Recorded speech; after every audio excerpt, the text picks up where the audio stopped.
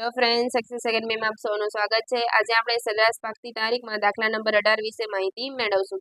રાજેશનું સુરેશ પાસે નીચે મુજબનું લેણું છે, જેમાં ₹1450 જેની પાક્યા તારીખ ડાયરેક્ટ આજે આપણને આપેલી છે 7 મે। લખી નાખીએ આપણે। ડાયરેક્ટ જ પાક્યા તારીખ છે તો મુદત કે લખવાની જરૂર રહેતી નથી। ડાયરેક્ટ કઈ આપેલી છે આપણને 7 મે। કેટલા રકમની આપેલી છે 1450। ત્યારબાદ આપેલું છે 18 જુલાઈ એટલે કે 18/7 એ કેટલાનું આપેલું છે 1080। ત્યારબાદ છે 1270 એ કઈ તારીખનું છે તો કે 25મી ઓગસ્ટ। ક્લિયર। હવે સૌથી નાની કયો મહિનો છે તો કે 5મો મહિનો, એને આપણે સુધારીશું, શૂન્ય ધારીશું।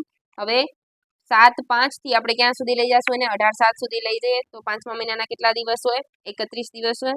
એમાંથી માઇનસ કરીએ 7 એટલે 24। છઠ્ઠા મહિનાના 30 દિવસ અને 7મા મહિનાના 18 દિવસ એટલે કેટલા આવશે 72 દિવસ આવશે। 0 × 1450 કરી તો 0 જ થશે। 72 × 1080 કેટલા થશે 77760। હવે 25 8 સુધી કરીએ તો 31 માઇનસ 7, છઠ્ઠા મહિનાના 30, 7મા મહિનાના 31 અને 8મા મહિનાના 25 એટલે કેટલા થશે 110 × 1270। સરવાળો કરીએ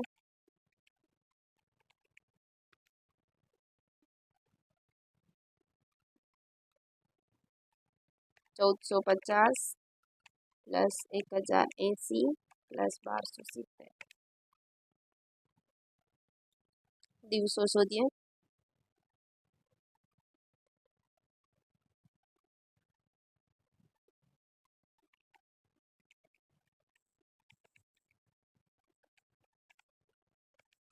કેટલા આવશે 57.22 દિવસ એટલે અપ્રોક્સ કેટલા માની લેશું આપણે 57 દિવસ માનશું। હવે સરેરાશ પાકતી તારીખ મેળવીએ। સરેરાશ પાકતી તારીખ તો કઈ તારીખને આપણે ધારેલી છે 7/5, એમાં પ્લસ કરીએ 57 દિવસ। તો 57 દિવસ એડ કરવા માટે આપણે 5મા મહિનાના કેટલા 31 દિવસ હોય, એમાંથી માઇનસ કરી નાખીએ 7 દિવસ એટલે કેટલા થાય 24 દિવસ છે। હવે 24 દિવસ એટલે 5મો મહિનો પૂરો થયો તો 57 માઇનસ 24 કરીએ એટલે કેટલા થાય 33 વધે તો છઠ્ઠા મહિનાના પણ પૂરેપૂરા 30 દિવસ જતા રહે।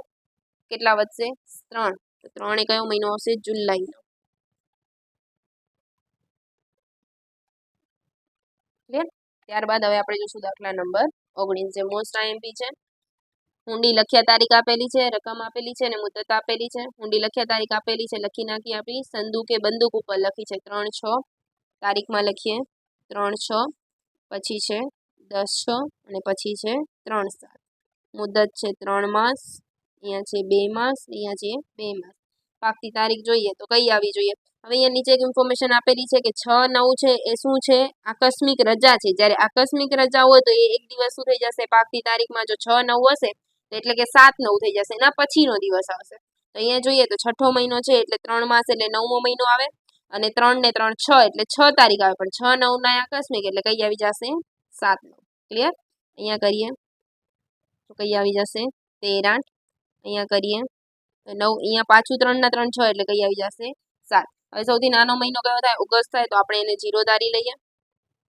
8મા મહિનાથી 9મા મહિના સુધી પહોંચવા માટે તો કે 31 માઇનસ 13 એટલે કેટલા દિવસ થાય 18 દિવસ થાય અને 9મા મહિનાના કેટલા દિવસ છે 7 દિવસ એટલે કેટલા દિવસ થશે 25 દિવસ।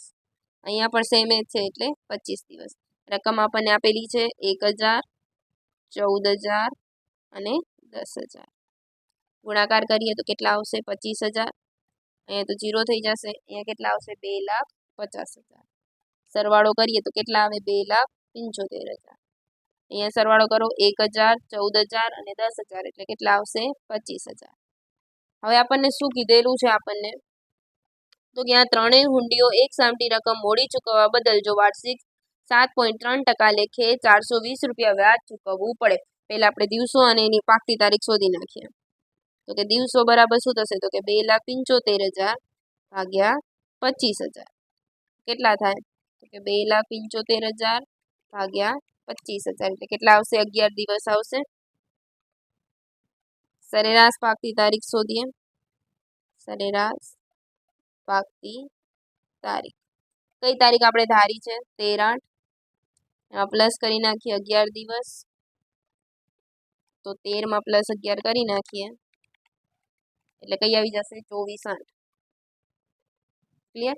હવે આપણને રકમ પણ આપેલી છે વ્યાજની અને કેટલા ટકા છે એ પણ આપણે એનું સૂત્ર લખી નાખીએ પહેલા.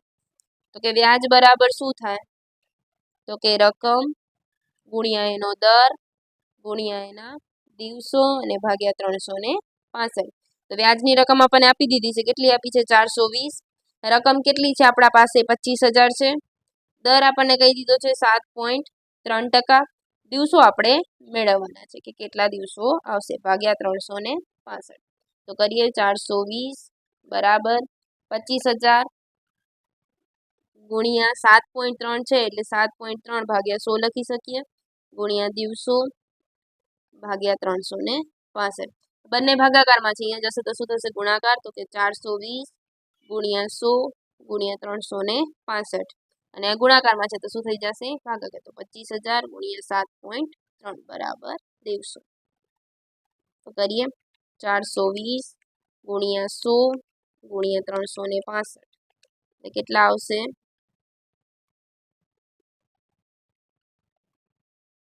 ત્યારબાદ ભાગાકારમાં કરીએ 25,000 ગુણ્યા 7.3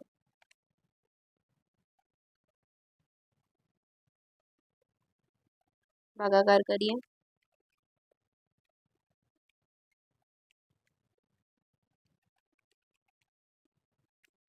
કેટલા આવશે?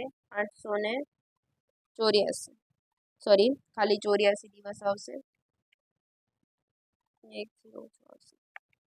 ક્લિયર? કેટલા દિવસ આવે છે? 84 દિવસ આવે છે.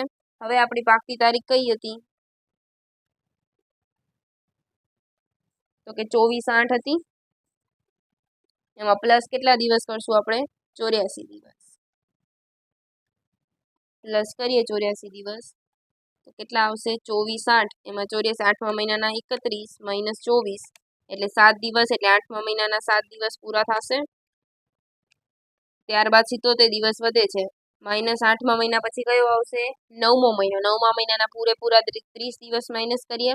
ત્યારબાદ 10મા મહિનાના 31 દિવસ માઇનસ કરીએ તો કેટલા દિવસ વધે? 16 દિવસ વધે છે. તો 10મા પછી કયો આવશે? 11મો એટલે કે નવેમ્બર આવશે. તો આપણે શું લખીશું? 16/11 નાણાં ચૂકવ્યા હશે. તો એને કેટલા ટકા કેટલા રૂપિયા વ્યાજ ભરવું પડે? 420 રૂપિયા. આખો દાખલો તમે જોઈ શકો છો. Thank you.